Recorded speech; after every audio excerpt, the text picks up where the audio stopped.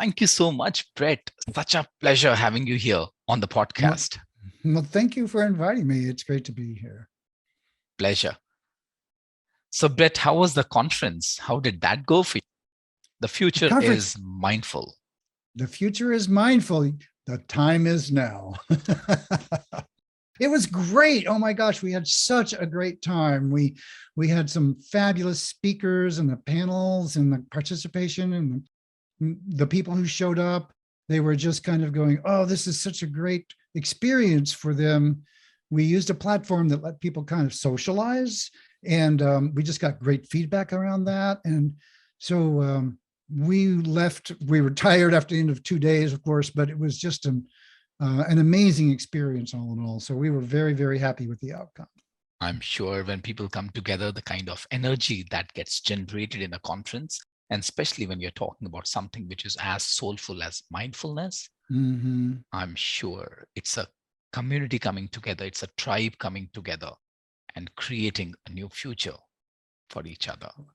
Yeah, what could be more powerful? We're social beings, and in these days in particular, we're kind of missing this connection. And even though it was virtual, there was still this palpable sense of connection and possibility. And so you put connection and possibility into the same room, and you Mm, have all you're missing is a bonfire and the beach and the waves, and you've got a party happening, right? It's really mm, fun. yeah, yeah. Thank you. Thank you so much for sharing it. It reminds me of those times when we used to organize in-person conferences, and the last 3 years we have been organizing um, online version of the same conference. At the same time, one thing is common: the camaraderie, the bond, the warmth that people bring in, Mm. irrespective of where they are. I So, just when you say that, I just feel myself warming and get feeling really heartfelt about it. Yeah, I feel that. thank you. Brett, just curious, how has your upbringing impacted you to become the person that you are today? Every conversation, I find you very warm, Mm. open, exploring, trusting your Mm. intuition. Well, that's a whoa. That's a kind of a big question. I've had a very, obviously, I'm not, at the beginning of my career and of my life, so to speak. If you think of your life as a career, of like, how do I be a human, right? And I've explored a lot, but one of the things that's just kind of I believe in what we call inherent qualities that different. Mm, The way I think about it is that we're all if, human beings are like different instruments in the orchestra. We yes. all sound different and we all are played different, but we all are musical, right? And so we have this musical framework in a way. And I don't mean music, I mean musical metaphorically, right? We're all humans in this case, right? So we all have this human capacity, but we're all different. Yet we Mm, all have this same sort of function in a way, in the sense that when we play together, magnificent things can happen. yeah. And so I took very seriously, very, very seriously, what kind of an instrument am I? Mm, How do I play my humanness? How does this thing work? Right? When I think this way, these things happen. When I act this way, these things happen. So I explored very deeply and very sincerely, pushing the edges of what what is what does it mean to meditate? What does it mean to mm, explore the boundaries of human physical capacity? What does it mean to open? What does it mean to be present? mm, How far does this go? mm, And I went as far as I know how. And what I found was the limits to what is possible is only bounded by what you will allow. mm, Now, there are some physical boundaries, right? I mean, I can't throw myself into, you know, uh, uh, uh, the ocean, in the middle of the ocean, and expect to survive. But in terms of what is my experience now, if mm, I just let myself have my experience now, mm. that is a very, very rich moment. And Exploration. my greatest wish is that everyone has great moments, beginning with the one you're having right now. So, what I'm listening is, Brett, you have always been an explorer. You've Yeah. always had the curiosity that you bring in Yeah. that Even it, opens up a new world for you. yeah. Even as a child, I was always taking apart my toys. I'm sure. I, I wanted to know, how does this thing work? I Hmm. hear this little, like a little ray gun toy or something like. I hear this thing whirling. How I want to see it whirling. Take it. Hmm. I tell a story about when I was a young boy. We had a giant grandfather clock. Hmm. It was very tall and it was big old time pendulum and mechanical chimes, dong, dong, dong, dong. And one day I decided to take it apart. Hmm. Well, and I successfully took it apart, and that was the last day the clock worked. And you could not put it together, I'm Right, sure. because I learned that taking things apart and putting things together are two different skills. Yeah. But the point is, I was just really curious. I wanted to see how it worked, and I've always been that way. And Hmm. so it turned out to be no different when I started taking, as I grew older, I started getting really curious about the mechanics of consciousness and perception Hmm. and interpersonal relationships and specifically communications. Hmm. How do we, Communicate. how do we communicate? How do we mean something to each other? Hmm. How do we communicate that? Hmm. How do we communicate intent, value, opposition, expression, you know, Connection, contribution. connection? Yeah. How do you create consciously, on purpose, intelligently create Hmm. connection? That's Hmm. something I've been exploring for many, many years. Yeah. In fact, the last year we organized a conference and the theme was a journey into Shunya and expansion. And the three sub-themes were expression, connection, and contribution. So when you were talking about communication and connection, I could really relate with that. But just curious, how and when did you get introduced to the concept of mindfulness? Well, I became a teacher, a meditation teacher in my late 20s, actually, but it wasn't framed as mindfulness. So I was Hmm. teaching Kriya Yoga and some other things because I had got introduced to some teachers from the Yogananda school. Wow. And so I was a Kriya teacher and all that stuff back in the day. And then I went on from there to explore some other spiritual paths, and I wound up learning as a student as somatic psychology. And in that, one of the tenets of that was mindfulness. This was back in like the late 80s, actually, before Wow. mindfulness was a big thing. Hmm. And I was entered in, and the guy who was teaching it, his name was Ron Kirch, and the school was called Hakomi, Hakomi. He's passed now, but it was a very early form of somatic psychotherapy. And Hmm. brilliant, just absolutely brilliant in its implementation and so ahead of its time. And I just had stumbled by luck of the fact that I happened to live in the town where this was being offered in Boulder, Colorado. And I went to a therapist who used some of these techniques because I had this emotional heartbreak that was just wrecked my world. And I was a train wreck and I didn't know Hmm. what to do. I've lost my job. I was non-functional over this breakup, which came out of the blue. And I was crazy about this girl. And I finally woke up one day and said, I got to get some professional help. Yeah. And so I stumbled into this guy's office and he was using these techniques. He was saying, well, if your hand could talk, he's noticed my hand was making a fist as I was speaking. He's going, what's going on with your hand? You're making a fist. And I'm going, what are you talking about? I wasn't consciously aware Hmm. that that was going on, but my body knew what it was doing. Yeah. But Your body I was just, communicating with you. yes. And he noticed, right? And so rather than just listening to my story and then he said, what's going on with your hand? That's the somatic, right? Paying attention to the physical manifestation, expression of subconsciously, my body is communicating Hmm. something. So we explore that. So what's going on? So he says, well, just pay attention to your hand and open and close it really slowly and carefully and mindfully paying attention to this. So this is Hmm. kind of my first, and I'd had all this meditation training. So it's like, Introduction to somatic. yeah. So he's like, oh, so I'm opening and closing my hand. What's going on? He says, now, if your hand could speak, what would Hmm. it be saying? Hmm. And I'm going, oh. A you know, beautiful question. I'm really angry about this. And oh my God, it opened up a whole world that I wasn't consciously in my head conscious, but my heart knew. And my hand was connected more to my heart than my head. And so by consciously paying attention to the physical manifestations, you can get to what they call exploring the contents of the subconscious. And so this led to a whole big load of stuff that I was holding on to from my past that had nothing to do with this breakup. Yeah. It was just piling on. It was just attached to it. It was like, that's why I was so overwrought. My whole world was blowing up because there was all this energy that was just waiting for an opportunity. And here the doors open a little bit. You know how when you pierce a balloon full of water, the whole thing blows, right? Yeah. Yeah.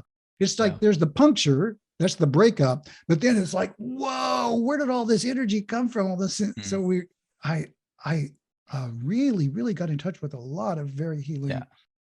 Before that, you were just holding on to that. And Yeah, as it was they just all say, there. Yeah. yeah. And as they say, from the crack shines the light. From your deepest wounds come your purpose. Absolutely. That's so beautiful. And that's so true, right? Mm. And Mm. and so I asked him, I said, what the heck was that you did? How did you know to do that? And he says, oh, it's this thing called Hakomi. They teach it here. And I said, I have to know everything there is to know about that. And so I went and I started studying it. And part of that, to get back to your question 2 hours ago, was mindfulness. Yeah. The therapist must be in a very mindful place and very, very highly attuned to their experience of their client. And they invite the client to be mindfully aware of their experience. And so I learned this very high degree of interaction, mindful awareness in interpersonal connection. Yeah. And then later I felt like this doesn't have to be in therapy. This could be just walking around in the world. Yeah.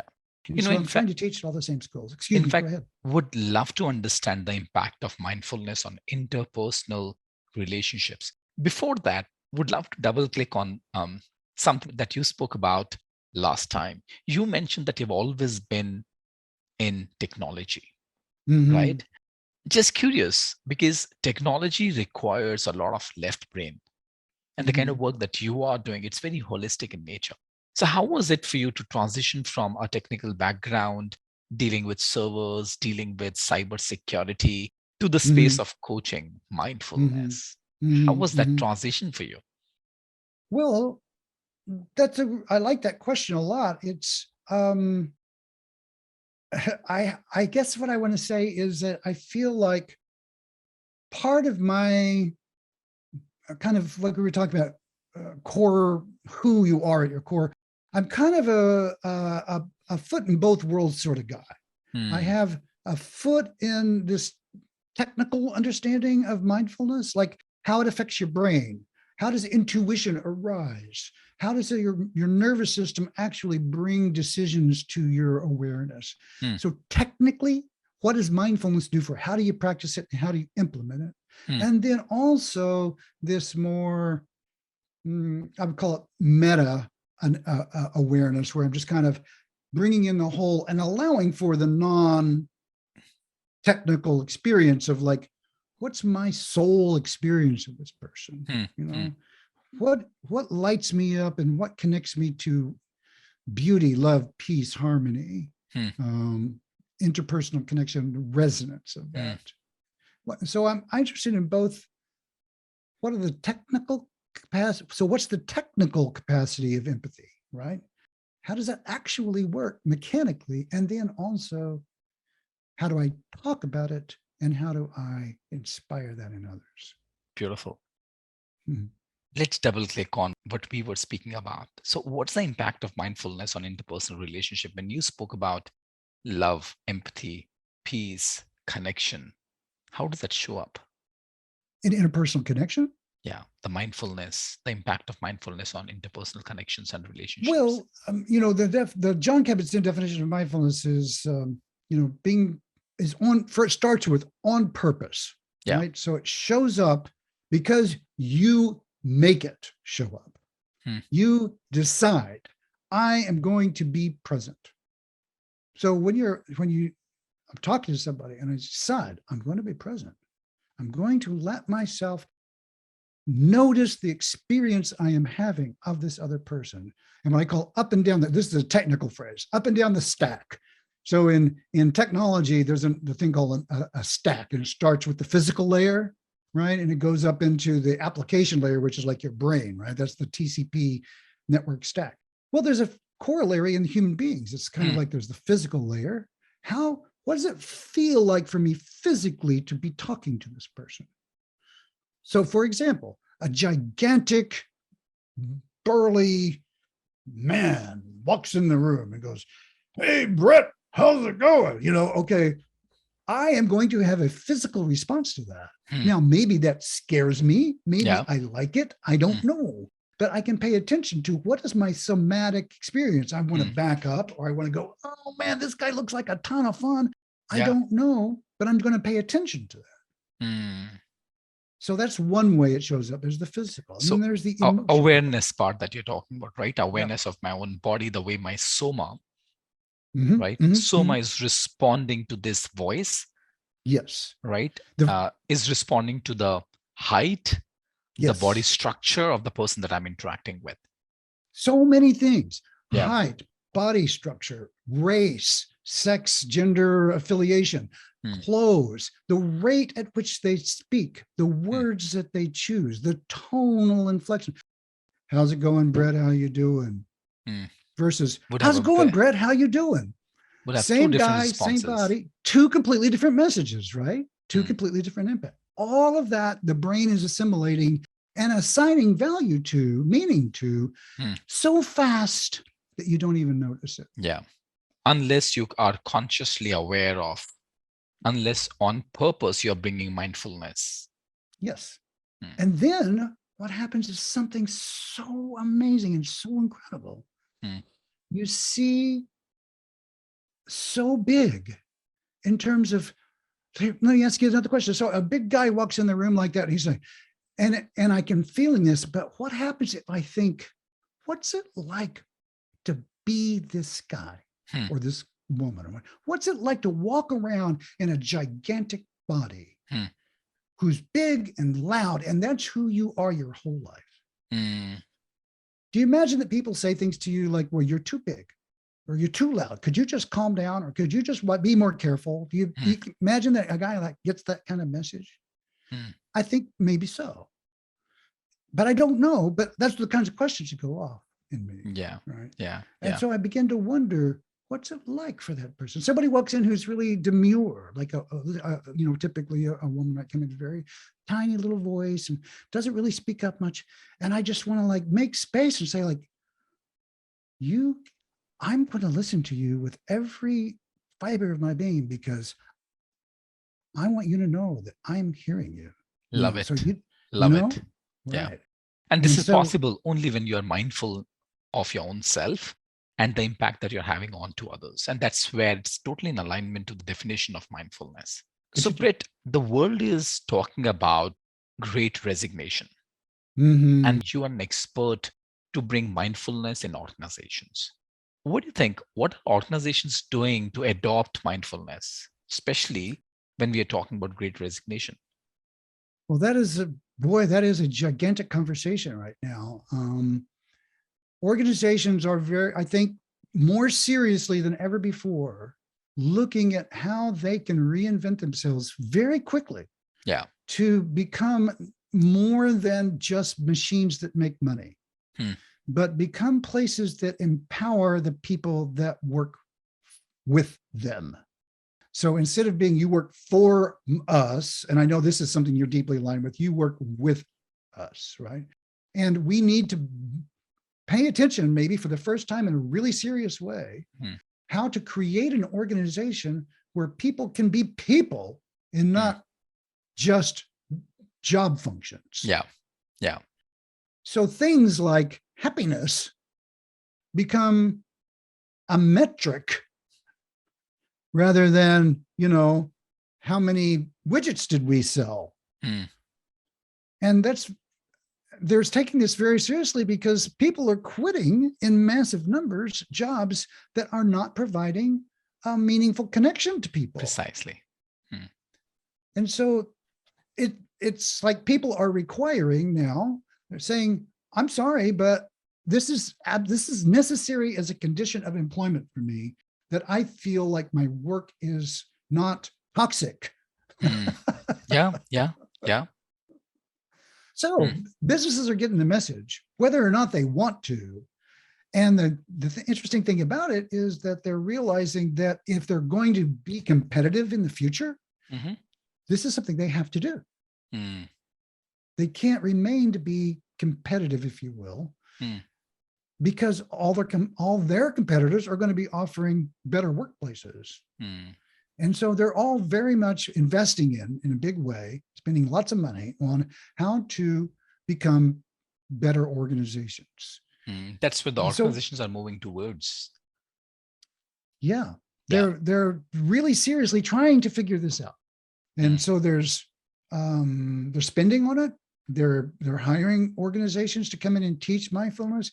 They're thinking, there's organizational people who are experts in organizational change and organizational management, kind of trying to figure out how to refactor the way organizations are designed so that there's more connection involved and more feedback systems, more Hmm. what you might call organic systems that support less hierarchical Yeah. enforced structures. Hmm. Not that, and I'm not against hierarchy, it's just got its limitations, right? And so recognizing that we kind of reached the limits of what that can do, Yeah. and now we have to do something different. On one hand, we are talking about organizations, and more people are being aware of the importance of autonomy for themselves, importance of expression for themselves, importance of living their life from a space of purpose for themselves.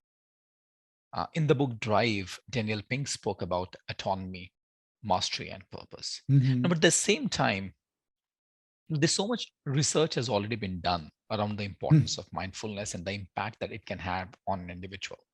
And yet, I personally come across a lot of people who find it difficult to practice mindfulness on day-to-day basis.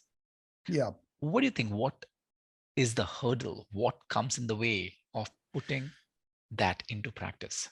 Well, that's a great question, and this is something that we need to solve at scale. So there are, first of all, this is a neurological question, Hmm. right? Because the part of the brain, this is the Brett, the linear thinker, right? To come Yeah. in, the the the part of the brain that brings this kind of high quality attention to bear Hmm. is in the executive functions of the mind. Now Hmm. that part is the prefrontal cortex. It's the newest part of the brain. Yeah. It's the most immature, least developed part of our nervous system. So it Hmm. has limited capacity. So it's not a surprise that when you sit down and you say, let's explore paying attention in a really high quality way, the people Hmm. go, I can't do that. Well, if I said to you, go lift a 200-pound barbell with one hand, and you pick it up, you go, I can't do that. Why? Because the muscle just isn't built, Yeah. right? So let's, instead of doing 200 pounds, let's do 5, right? And build our way a little bit more. So when you don't know how to ride a bike Hmm. and you say, now go get on a bike and drive it around. And if you just do this every day, your life will be better because you'll be able to explore the neighborhood. And you get on the bike and you go, I can't drive this thing. And then you get off of it because you fall down. This is dangerous. I can't do that. Yeah. Well, in some ways, that's like learning to be mindful. Mindfulness practice is simple to talk about Hmm. and hard to do. Hmm. Now, I also want to, so I want to say that before you learn to ride the bike, you have to fall off. And so you have to be willing to be uncomfortable Yeah. in order to get the benefit. So my advice to people who say, I've tried this, it doesn't work, is to persist, Hmm. persist, and it will get better. Just like when you ride the bike, you'll get Yeah. better. And pretty soon you can drive all around town. What I'm listening right now is, on one hand, we are talking about that mindfulness helps you build resilience, but at the Mhm. same time, how am I going to deal with the distractions which are going to come in my way? It helps you to find purpose, but how am I going to deal with the fears that I've been dealing with? It Yep. helps you to bring in the pause, But Yeah. how would I deal with the running mind who's chasing something or the other all the times? Right. It'll bring in an element of equanimity. But how would I stop the chase that I have for all the materialistic things? Bringing these two things together in a melting pot is not easy. It's true. It's true. And what you discover is that you become the pot. Hmm. You become the pot, and you can make space for both the equanimity and the discordance. That's the power of that moment.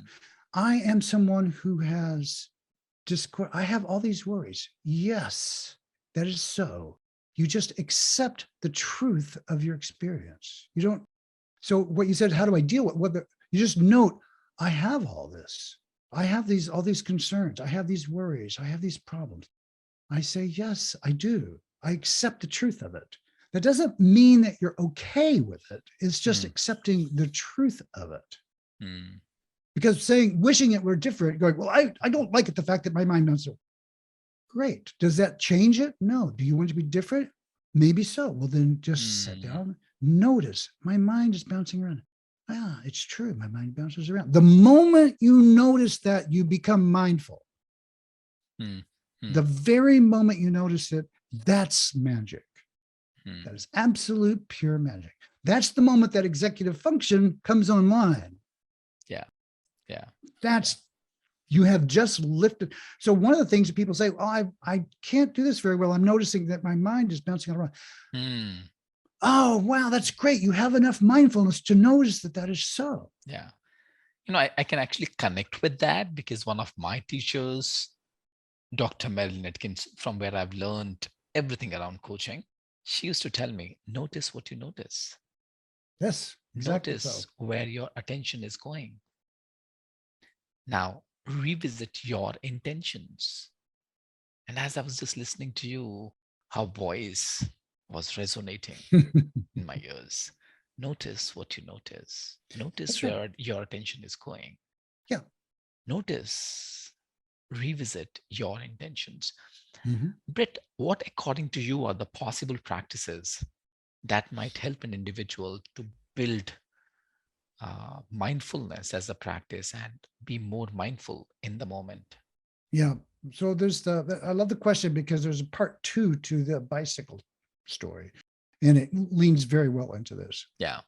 The traditional practice for mindfulness is sit down and do this mindful breathing exercise, right? Where Mm, you breathe and you simply pay attention to your breath.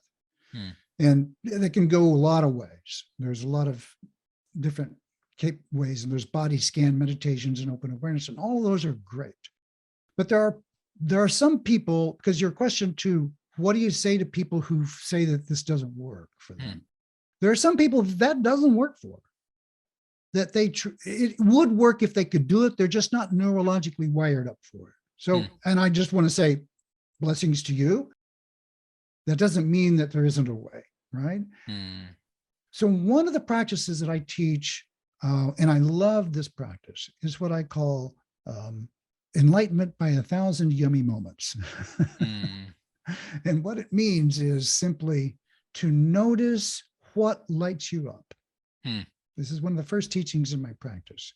What lights you up? When do you go, that's so Wow. great. I Yeah. just love that. Like what When makes your heart sing? Yes, it's beautifully, beautiful. Right. What makes your Mm, heart sing? What causes you to go, oh, wow? yeah.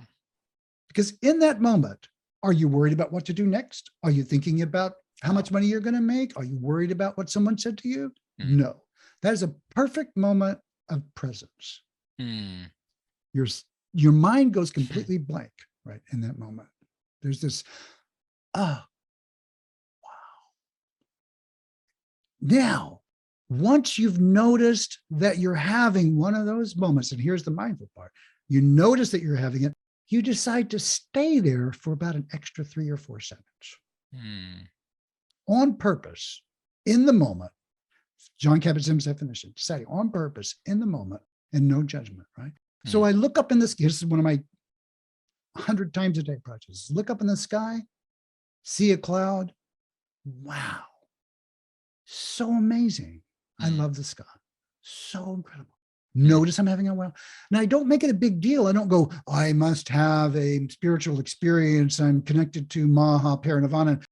Well, maybe, great, good for you, but it doesn't, don't try to make it big. Yeah. Just let it be what it wants to be. Yeah. No, because the moment I'm trying to make it big, anyways, I'm not in that mindfulness moment. That's Because it. Now you're trying to. there is a affinity and aversion, right? Every time when there's an affinity or an aversion, I'm anyways not in that sweet spot. Yes, exactly that.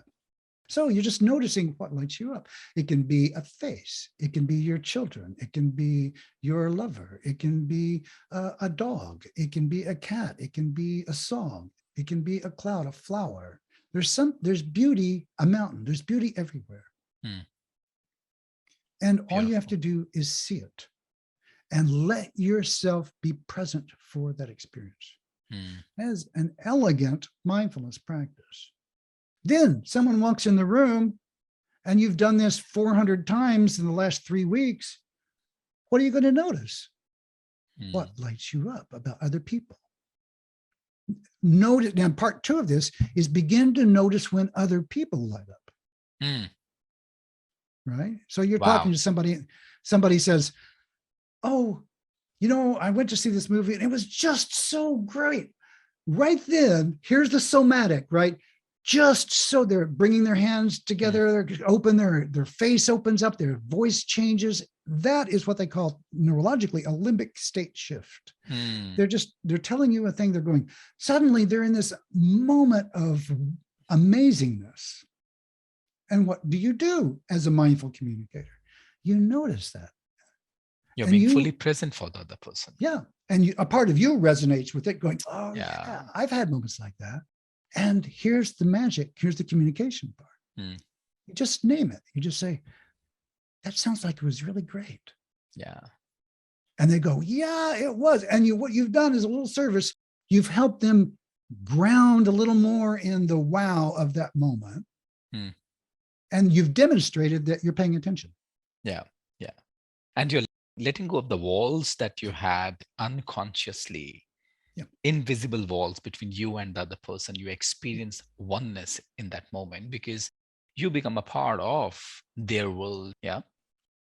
Because in the end of the day, we're all human beings and we all have so much in common. There's vast differences, but I can't even begin to name to you the 100,000 things that we know about each other.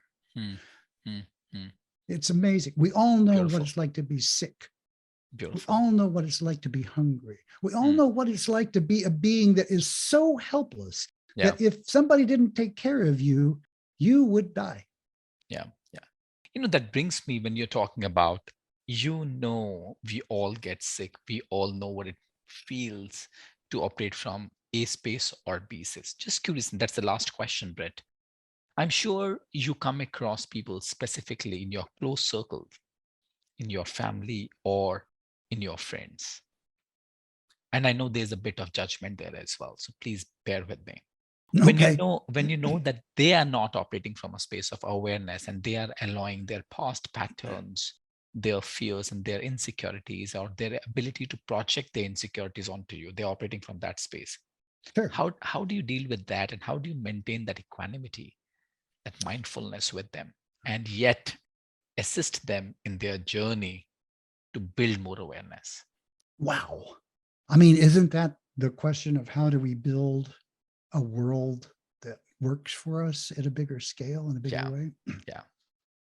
It's really at the heart of how do we build a world that we all want to be in? Yeah. So here's what I do. And I want to put a big underscore here. To the best of my ability, because I am a limited human being and I have my own sets of reactivities and judgments that limit my capacity. But when I'm at my best self, I'm aware that every single person I meet is limited in some way.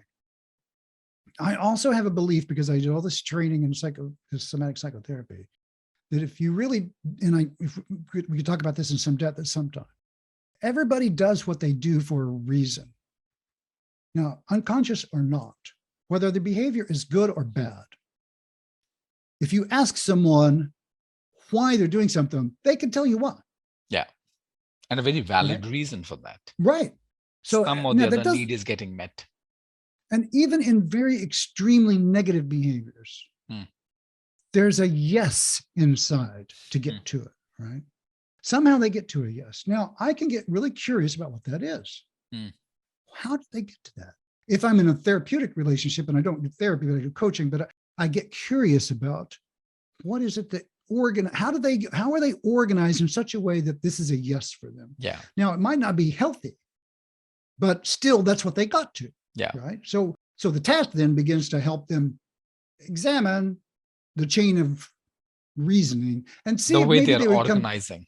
Yeah, exactly. Absolutely. Absolutely. Now, so to answer your question, how do I deal with people that are more or less acting unconsciously and are kind of stuck and Yeah. unreachable? And Is specifically people who are in your family or close friend circle, because that's where even you are entangled with yeah, your yeah, identity, right? You are entangled with your ego as well, because you are attached to them. yeah. Well, you have to. So you said it very well. You have to acknowledge your attachment, your entanglement. Hmm. So you have to first let yourself off the hook. Hmm. You are not going to be the paragon of virtue in this context, right? But in my close relationships, I realized that those people are wounded in ways that I am not. Hmm. And all I can do as a loving partner is accept the truth of that and try to be supportive of their highest need Hmm. without expecting them to actually act on it. Hmm. So I can't have an expectation that it's my job to lift them out of unconsciousness. It's Hmm. not. Just be kind and However, caring to them. yeah, Yeah. I have a belief that anytime an organism, a human being, engages with another person who's acting out of loving presence, Hmm. that is a potential to be a healing encounter. Yeah. And so that's basically it. It's like the sun's job to shine, not to make the plants grow. Yeah. Right? Wow. Yeah. Wow. I'm going to keep it with myself. The sun's job is just to shine, not to make plants grow. So Right. how can I operate from my true nature rather than reacting to the other person's behavior, which might be coming from his or her wounds? So, Right. and And that your is loving reactivity is kindness. coming from your woundedness. Yeah. And Yeah. we want to be gracious around all of that. Right. Absolutely. Absolutely. So we all have sun in us, and your job is to shine as much as you From that can space. from that Yeah. gracious acceptance as much as you can. And that's really all we can do. And if we have enough people that are radiant, offering generative beings of service out there, there'll be enough sunshine that all the plants can grow that want to Hmm. grow. Yeah. Yeah. Thank you so much, Brett. I think it was an absolute pleasure connecting with you and sharing notes. And there's so much of wisdom that I could really gather. So thank you so much for your time. And I look Mm. forward to interact with you again. Oh, thank you so much. I so appreciate you and the work that you're doing. The presence you brought to this conversation is really remarkable. And so thank you for all of that.